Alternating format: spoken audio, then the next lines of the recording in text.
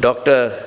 Shanmuganathan, Dr. Rajshekaran, Dr. Rajasabhapati, Mr. Krishnan, and ladies and gentlemen, I am deeply honored to have been asked to speak at this oration.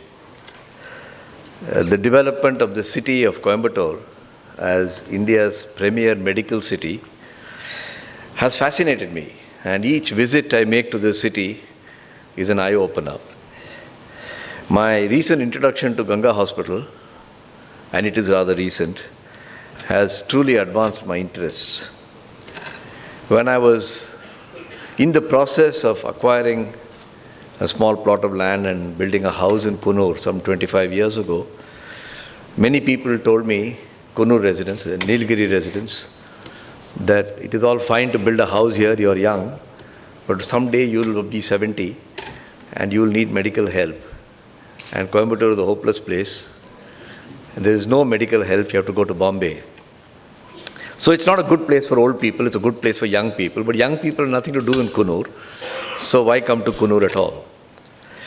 Luckily, my wife's influence has caused me to actually buy a little plot of land and build the house. And now that I'm 70, I'm delighted that Coimbatore has listened to my secret call and has become a wonderful medical city which is iconic for India. All this has happened without losing its touch as a manufacturing city, textiles, engineering. And in fact, this morning I was really surprised. I don't know if anybody from Shakti Industries is here today, perhaps not, that there's a big article in the Detroit newspaper about Shakti Industries, who have set up for General Motors a unit in an old school, which they've converted into a manufacturing unit. And of course, the name of Mr. Mahalingam is mentioned. I believe he passed away recently, which I was not aware of. And therefore, Coimbatore is a manufacturing center of excellence, not only within Coimbatore, but is going global as well.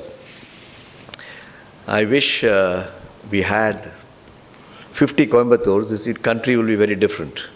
So my tributes to the very well-intentioned, entrepreneurial, and yet socially aware audiences you have in Coimbatore who have made the city what it is. And I feel very honored that you have asked me to speak here. In the field of management, we use a word called core competence.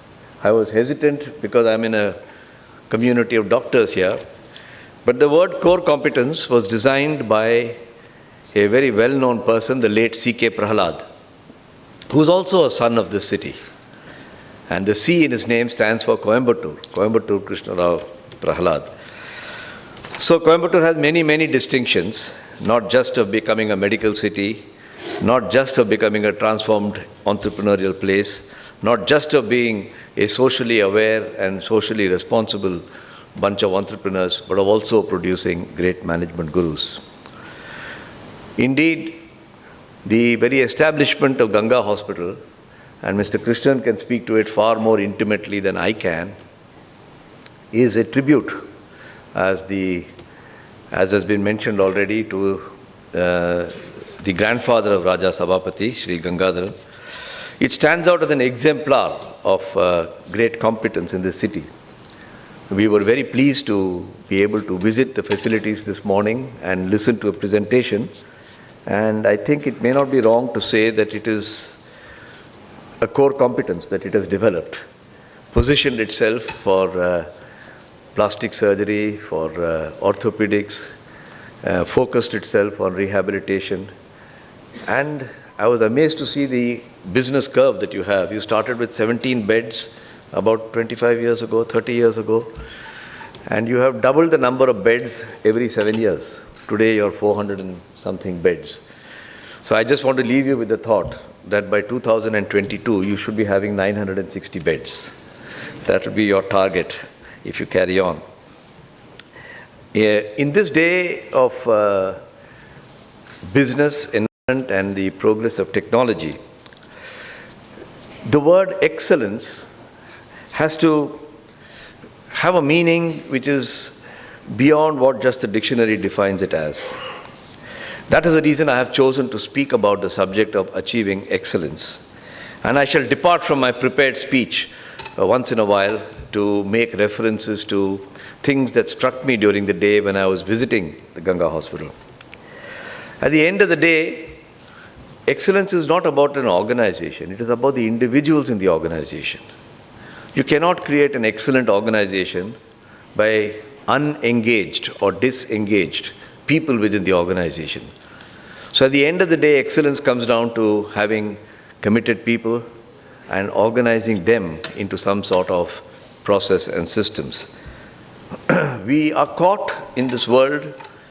In fact, just before we came in, I think Mr. Rohit told me that we have kept the manufacturing flag flying, but we lost the technology flag, the services flag.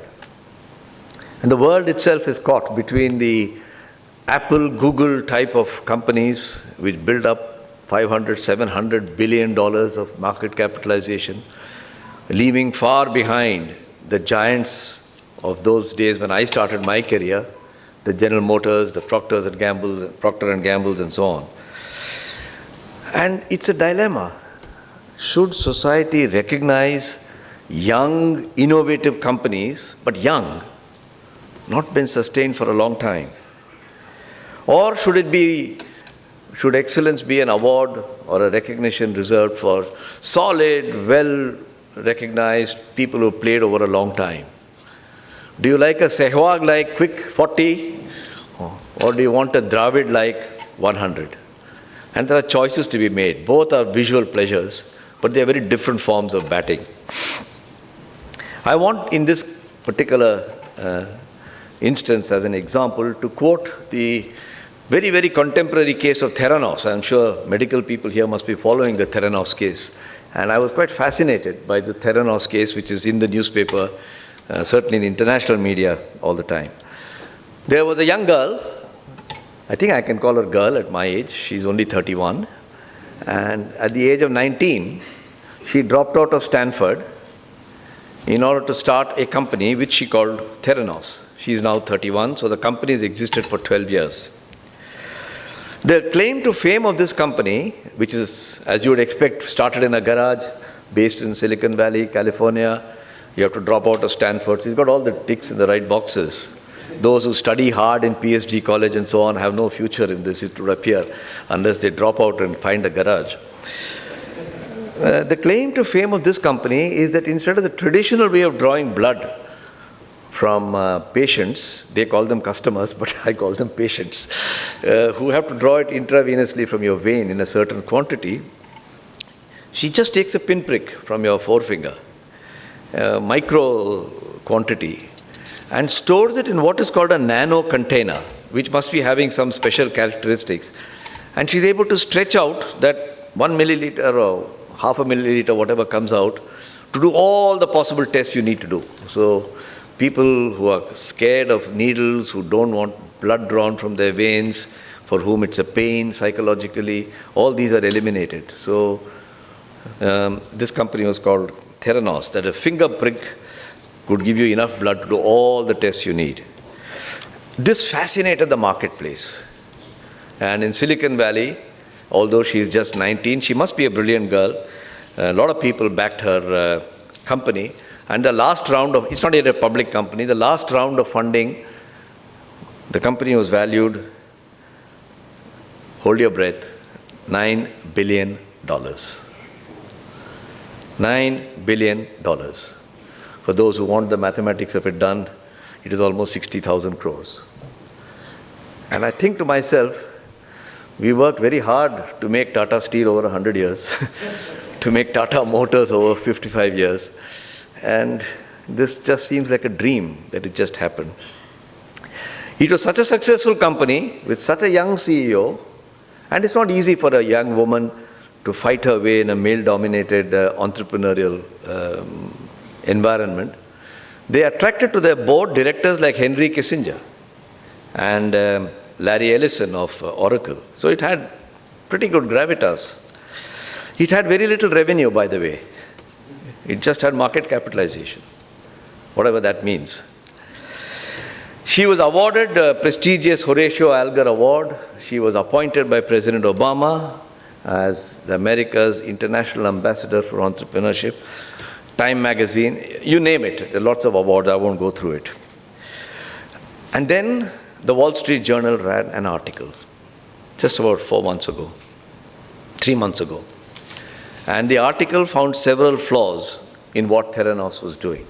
In particular, whether it met the standards of a nano container and whether FDA regulations were being bypassed. Of course, the company's share prices collapsed, and the young lady is now fighting a big battle. The question is not whether Theranos did right or wrong, but when you use the lens of excellence, which is the subject of today, there was a balance to be achieved between creativity and rapid growth, and sustainability and long-termness. And I wonder whether, and I don't know the answer, but I wonder whether she got the balance right or wrong. Maybe because I am the age I am, I think there is something for people who have done sustained performance which you must respect. Everything can't finish at 30 because you want to retire at 35, then we'll have too many retired people in this country. And I want to preserve my particular turf in that respect. So in a management paper published some years ago, the subject of excellence was discussed. Not as doing something very well, but it says it is to manage a performance network. You have to manage a large number of people organized in a multiple sort of ways to deliver excellence day after day. And I found this a bit of management mumbo-jumbo. Though I have been in the management world for a long time, sometimes we all get caught up with our own mumbo-jumbo. And if I may depart from my speech a little bit to refer to a subject like Dr. Sabapati is a doctor, a very talented doctor, but he's very interested in management. I thought I would also take some interest because I have been fascinated by anthropology and the evolution of human beings. How did all of us become where we are? And there's a very fine book that's been written by Yuval Harari. If those of you are interested in reading, I would commend you to read it. It's available on Kindle. And this is what he says, and I'm converting a 350-page scholarly book into something very simple, to illustrate only one point, that excellence is in your DNA. Excellence is what you are created for. And that's the simple point I want to make. So if you go back, as you know, 50,000 years is neither here nor there in the story of evolution. So God or whoever, I don't know who created this world, but it is there for a long, many millions of years. And it's only about 250 million years ago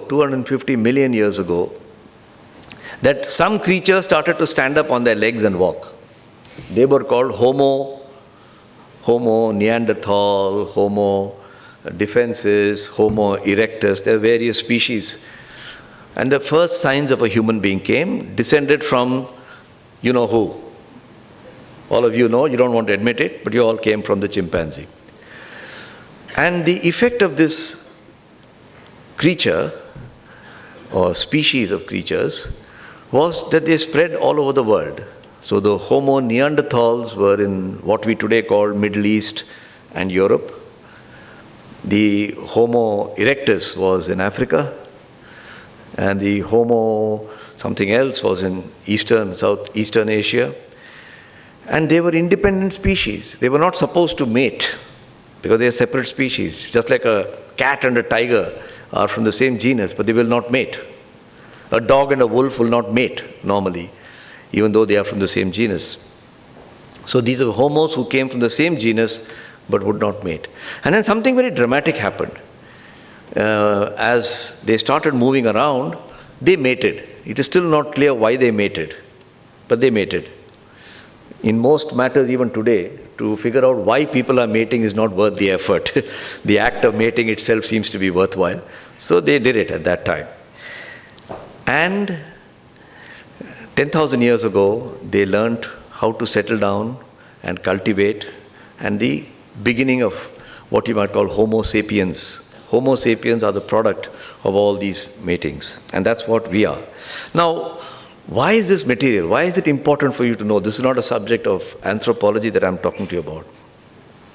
The Homo sapiens wiped out many species. Our ancestors, yours and mine, wiped out other species. They wiped out the Neanderthals. They wiped out the Erectus.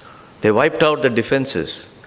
And they wiped them out due to two developments which are relevant to the subject of today's discussion of achieving excellence. Because one person's excellence is another person's disaster. It's a question of how you look at it. They developed a cognitive ability and a rational ability. A rational ability was the ability to create multiple choices. I see this object, I don't accept it as it is, I can drink it, I can stamp it, I can do 5 things with it, and you come to a conclusion as what it is you want to do with it. So they could solve a problem by developing many alternatives. But the second and most important one, which is really the material subject for today's discussion, is they learned to cooperate and collaborate. They learned to tell each other stories. If you took 70 chimpanzees or 1,000 chimpanzees and put them into the Wembley Stadium in London, they will fight with each other. You put 70 or 1,000 human beings, they will talk to each other. They may fight with each other also, but at the end of it, they'll find a solution. You don't get that feeling sometimes when you see what's happening in Delhi. But the truth is that Homo sapiens are able to tell each other stories. Our life is storytelling. So we created mythologies, religion, God, communities, nations, things that are worth fighting for. So it is possible for a person never to have met another person, but because both of them are Serbs, they fight for Serbia. It's possible that I don't know this other person, but because both of us are Tamils, we will fight for a language, and so on and so forth. So we created a large number of mythologies. And it is through this development of excellence, what the anthropologists call cognitive ability, that Homo sapiens began to dominate the world. And there's lots of fantastic evidence and reason why anthropologists have come to this view. So I argue that achieving excellence is in the very nature of the evolution of human beings. It is your nature. It is like religious people tell you that goodness is in your nature. It is badness that comes to you from outside. So just be natural.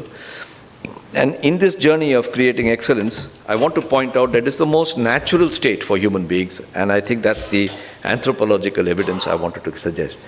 I'm scared to use anthropology as a basis because I'm not an anthropologist. But I had a very sobering experience recently. I take some little kids out on Saturday to show them around Bombay, just to give them a feeling of their city. I tell them stories about Bombay. And it's a challenge to tell a 6-year-old story about Bombay. You cannot say 1911, King George VI arrived on the Bombay gate, Taj Mahal Hotel. You have to tell it in a different way. So one of these kids says, I said, what's your name? She says, Anjali. I said, how old are you? She says, 6. Then she says, uncle, can I ask you how old you are? So I said, I'm so old you won't recognize it. I'm 70. She says, ah. And then she says, uncle, do you know Akbar? And I said, where did you get this idea of Akbar? She says, I see a TV serial, something called Jodha Akbar. It happened a long time ago, and 70 years looks about as long. So when anthropologists tell you it's 5 million years ago, 10 million years ago, what's a few million years here and there? But it is a reality which we need to recognize. And this is the reason why the world of management has been so fascinated. During Lyndon Johnson's time, the Malcolm Baldrige model was developed in America for achieving excellence on a sustainable basis. And I think there's a model of EFQM for medical services and hospitals. But really, if you take away all the mumbo-jumbo, the heart of excellence lies in the individual, the employee. If you get that right, everything else can fit right. Like our scholars and saints say that you have to be good in your heart before you can spread goodness. And you have to think about that. It's not easy to be good in your heart because we've got a lot of hang-ups around us. And the same thing happens to excellence. So around the 1990s, Chairman Ratan Tata of Tata Sons, since you have made such fine references to Tata, I'm getting the reflected glory. I have made very little contribution because Tata has been there since my great-great-great-grandfather was born. So it's been around for a long time. And anybody who survived for 150 years must be having something about that person. Even geneticists will confirm that.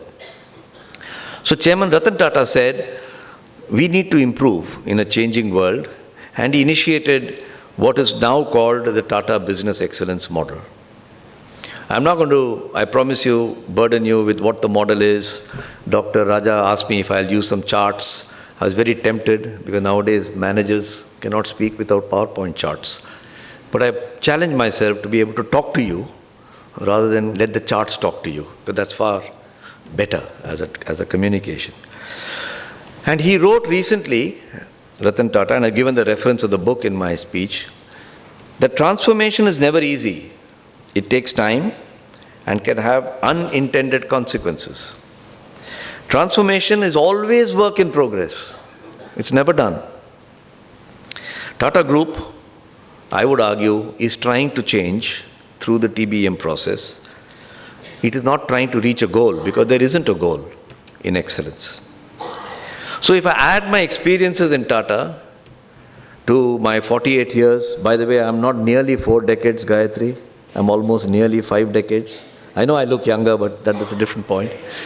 I have a lot of this stuff sitting around, and when Dr. Raja said, could I talk something to do with excellence? I said, this is an opportunity for me to try to gather some simple stories. And you know why I'm going to tell you stories. I can show you PowerPoint charts that you can get from any management book. But the stories I'm going to tell you, you're not going to get in any book until I write one. So I thought that might be interesting. The first I want to talk about is Indian cuisine, food. I mean, those of us who've been into London off and on for the last 30, 40, 50 years know, when my first visit to London back in the 70s, Indian food was considered inexpensive, cheap food. If you didn't have much money, you could go to a place and for 3-4 pounds get a curry and a rice, and it was inexpensive. If you wanted to take somebody out for dinner, you would certainly not say, let's go to an Indian restaurant. And at least in the purpose of London restaurants, Bangladeshis and Pakistanis were very proud to call themselves Indian food. Politically, whatever the realities may be. There is a great opportunity to convert this into high-priced food. Cuisine, that's what hoteliers are all about. And somewhere around the 90s, the Taj decided that they would like to create top-class food. The definition of top-class food is, of course, it should taste good, but it should not cost less than 40 pounds. For 40 pounds, 10 of you could have a meal earlier. A glass of wine.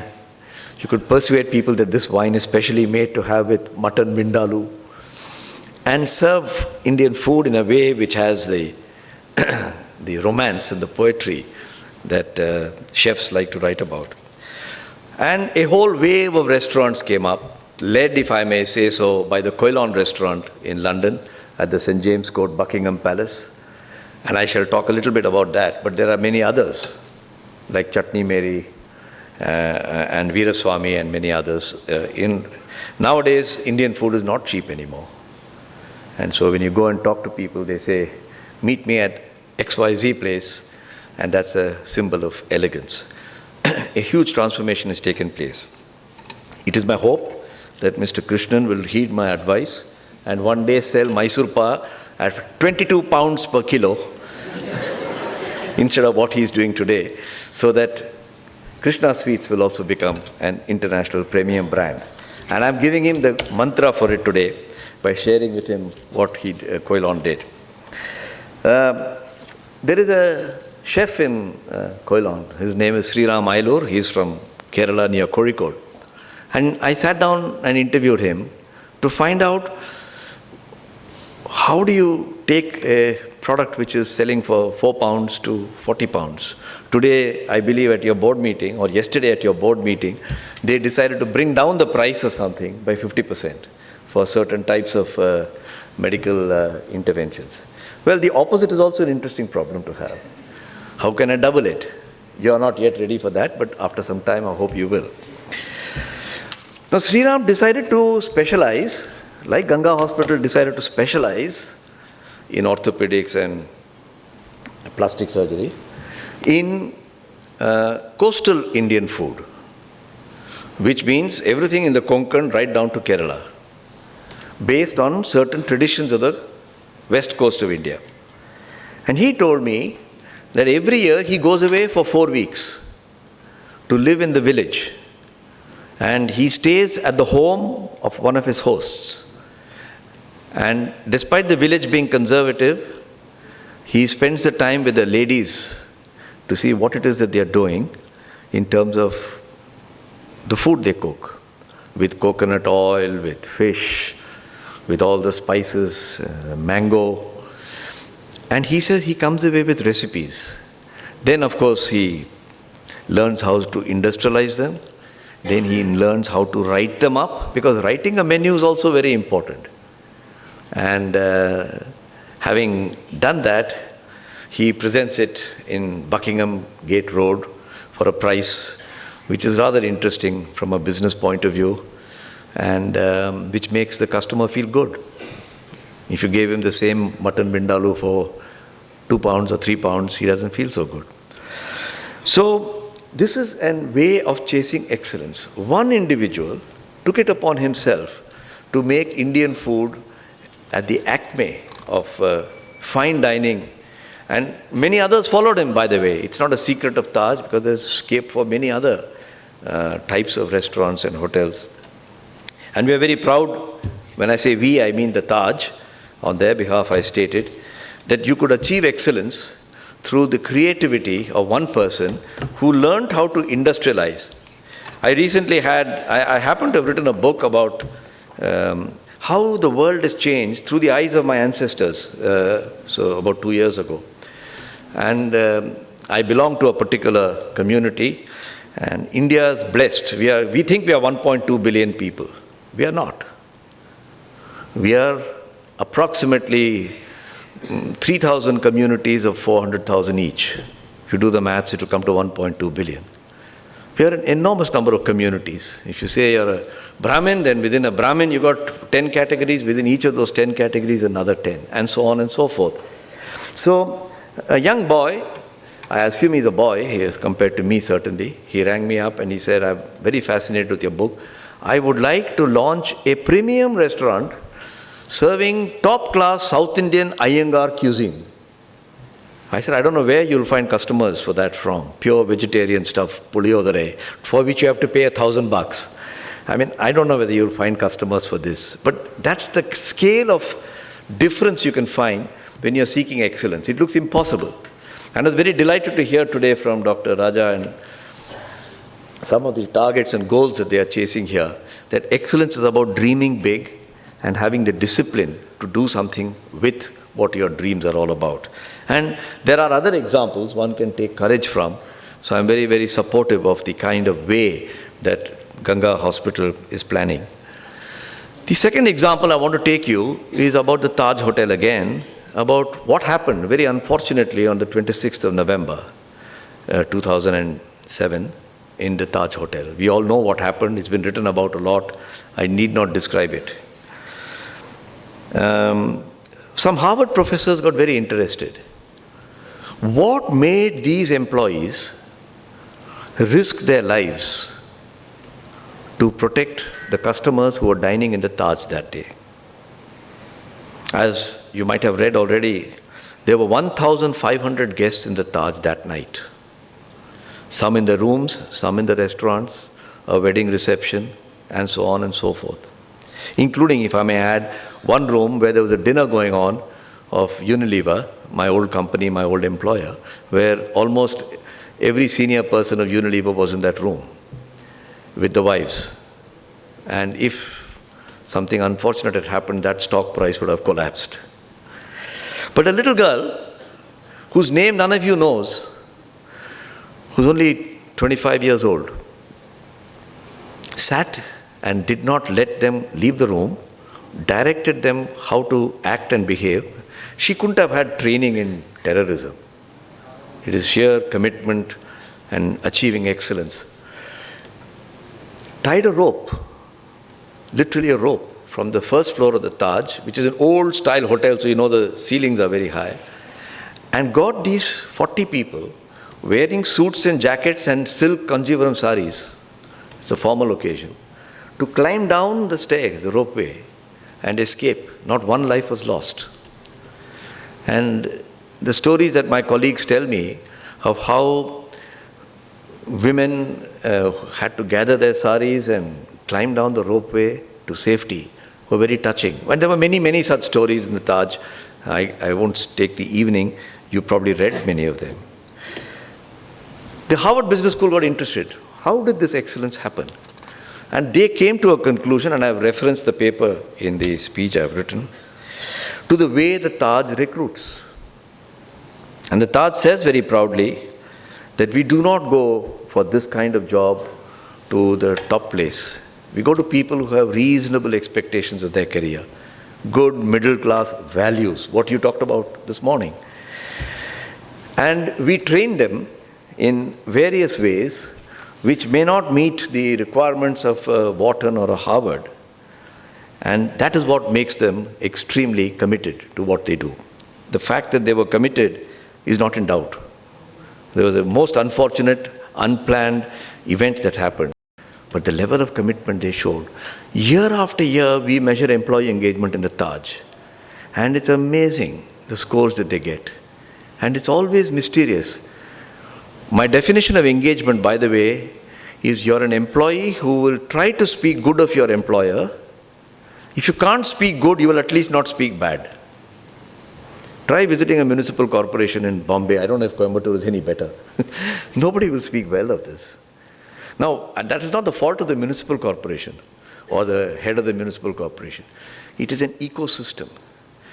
And one of the things that I hope, as Ganga plans to become what it has deigned to become, is to think of the employee-patient ecosystem, the human aspect of it, because I sense from my very short exposure that this may be a secret which you have stumbled upon. It seems to be there somewhere, but perhaps you can nurture it more strongly. The third story I want to tell you is about my driver. When I was posted in Jeddah about 25 years ago, for the first time in my life, until then I had an ambassador car. And when you close an ambassador car, you have to use some muscular effort. Otherwise it doesn't close. Most of us know this. And when I got this Mercedes S-Class, I suppose I was doing the same thing, which the Mercedes didn't require. I had this driver called Masood, who was from Kerala, very well-behaved young man, and he followed a practice of driving me to my place, and in an act of great dexterity, he would open his door, jump out, come round and open the door for me and bend. And one day I told him, Masood, thank you very much, you're being very courteous because I'm a senior officer of the company, but I sometimes worry that you do a bang, bang, and you come running around and, you know, something may happen. So take it easy. If you don't open the door, that's acceptable. I was trying to show my modesty, if I might put it that way. And here's the reply I got from Masood. Masood says, no, sir, which is Malayali accent. He said, only 2 points, sir. You're chairman, so I have to open the door. I must try. But second, how does it matter? It's the individual that makes a difference. I just want to touch upon in my last few minutes on two things which I would like to close with, because I wanted to give only one message. This is about the importance of engaged employees and the motivation of those people, because systems, processes, EFQM, all this can be learnt. But generating love in people's heart cannot be learnt. It has to be, they have to love. I don't know how you do it, but you do it. Can you create an institution which people can respect and love? Can Ganga be an institution the only institution in India, maybe, which people respect, because if you go in there, you'll come out alive and in good shape. And I've seen some terrific videos today of people in a very pitiable condition in whom they have restored hope. I don't think it is just repairing a hip or a knee, but they brought hope to people who could not even visit the toilet on their own. And now they don't depend on anybody else. And that's the most demeaning feeling a person can have, that I need assistance to go to the toilet. And if you showed me that fantastic video which was very touching for me. You create an institution which people will love. So I had an experience recently. You're very kind to say good words about Tata, but Tata is not the only institution which people love. We need lots of institutions in India which people can love, and there are so many. The good work that is done by industrialists, philanthropists, especially in this city, speak for themselves. Some of them are known stories, some of them are less known stories. But I was driving home in my car, just last week in fact, and a policeman waved the car down. My driver pulled up, and he summoned the driver, who got out of the car. I kept sitting in the car. And there was some interaction that was going on, which is somewhat predictable as to what must have happened. So I kept sitting in my place. And then the policeman comes to me, and he knocks on the window, and I open the door. And as a courtesy, we got the Commissioner of Police of Coimbatore here, so sir, we are all courteous to the constables also. I got out of my car and stood in front of him. And he said it in Hindi. I'm not sure, I know these two gentlemen don't understand Hindi, so I shall say it in English for the benefit of all. He said, sir, I understand you're in Tata. I said, yes, I am. He said, well, I have to tell you that your driver jumped the red light just 100 yards earlier. I don't know if you noticed it, but he denies it. But according to me, he jumped the red light. And I am under compulsion to do certain things, take away his license or place a fine on him. So I said, well, I was reading my papers. I don't know what happened. I don't know how to respond. He said, are you really in Tata? I said, ask Dr. Raja Sabapati, he'll confirm it. He said, I want to tell you a story. Policeman telling me a story. The peak of traffic. It just shows humanity doesn't go away just because you're X or Y.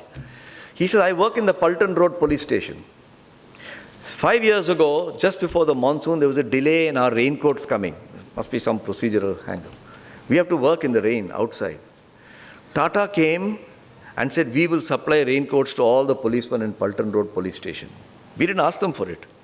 They just heard that there's a problem.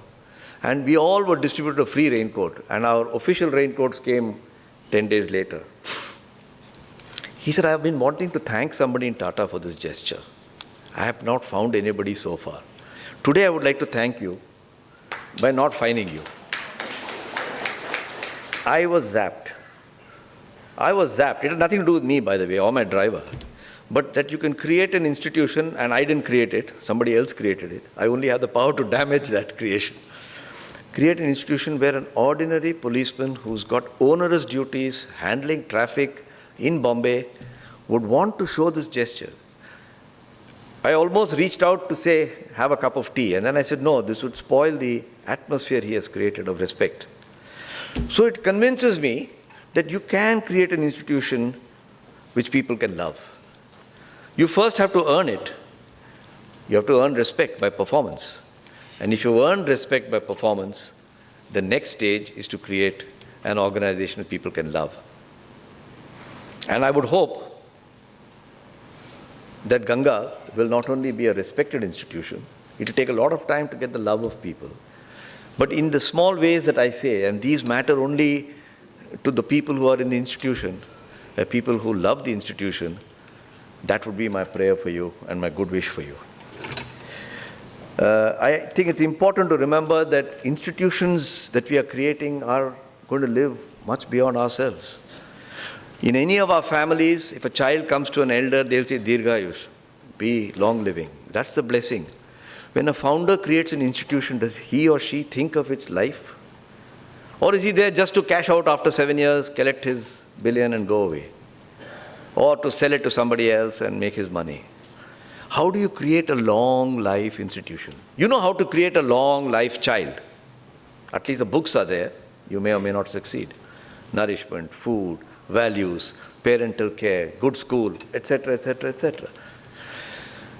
Are there a formula for creating a long life institution? So I've had a benefit of very long pieces of research done on this, which I've summarized in some other speech.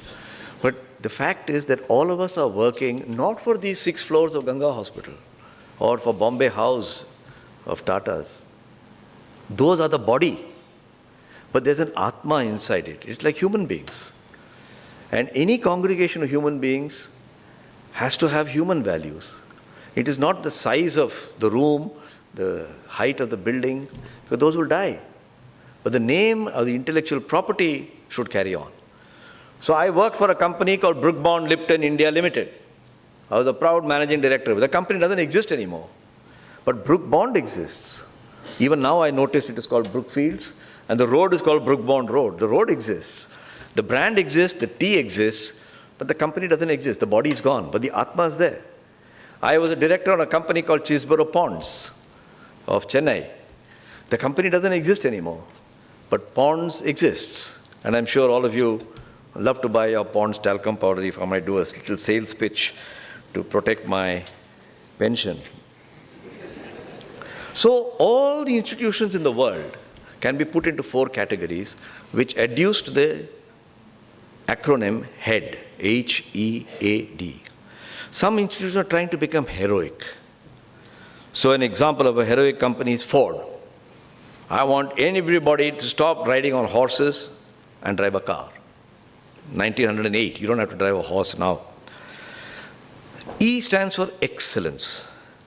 Excellence companies are seeking constant improvement all the time. I've never reached it. It's not a goal, it's a journey. GE is a very good example. 6 Sigma, black belt, it just goes on and on and on. And you can get more and more out of it. Then there's altruistic companies. The A stands in head for altruistic companies. People, Krishna Sweets want to do good to the world. You want to sell your sweets, of course, but that is not just to make the profit, but you want to do something with that profit. And Tata is a good example, and from what I've heard this morning, so is Ganga. But discovery companies, which is the D of the head, they want to find new frontiers, like Tesla, driverless cars in Google, drones that can go and deliver your package to your house, bring you food. Today, you can get a drone to deliver your food to your house by sitting on the computer and clicking it. Puliyodara can arrive in my house. I've just come back from Hong Kong where a presentation was made by such a group. Not for Puliyodara, I have to add, but for something else. So there are brands that are loved in the world. GE is highly respected. Apple is highly respected. But in my humble opinion, Body Shop, Harley Davidson, Ben & Jerry's ice cream, these are brands that are loved by people. You do something to damage that brand and people come out protesting.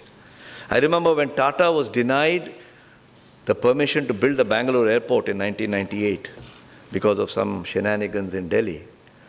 People wrote us letters as though we are a human being, saying how unfair it is that Tata has been denied. When 26/11 happened in the Taj, it brought tears to my eyes, believe me. People whom I didn't know, and not only me, all the other directors, Chairman Ratan Tata got the largest number of letters, just enclosing a check for 10,000, 20,000, saying, try to reconstruct this building.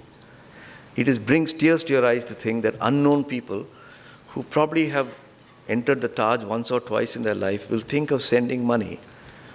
As it so happens, all that money went into a trust for the benefit of those who were injured or killed in the unfortunate episode. And we got our money from insurance to rebuild the Taj. But these acts of love move you as a human being. And if you can create institutions which you can love, then I think we have created a great institution. And the challenge lies in creating employee engagement. It's very easy to give a speech on it. There's lots of management literature, which in the interest of time I shall not go through, but it's all there in the speech, which says, Would you send your relative to a doctor whose track record is that he has killed 6 out of the last 10 patients? Would you give your legal dispute to a lawyer who has lost 5 out of the last 10 cases? The job of a leader is to lead people. And you lead people by having them engaged. And yet the level of employee engagement has declined so rapidly in the world, and definitely in India, along with the rest of the world, that we are having managers and leaders who cannot lead their people. So we are entrusting the future of our enterprises to people who cannot make engaged employees. To me, any challenge of promoting a person or doing leadership development is, can he engage his employees? And the day we learn to do that, we will create wonderfully loved companies with engaged employees. And if I may close with saying that is my prayer for Ganga Hospital. Thank you.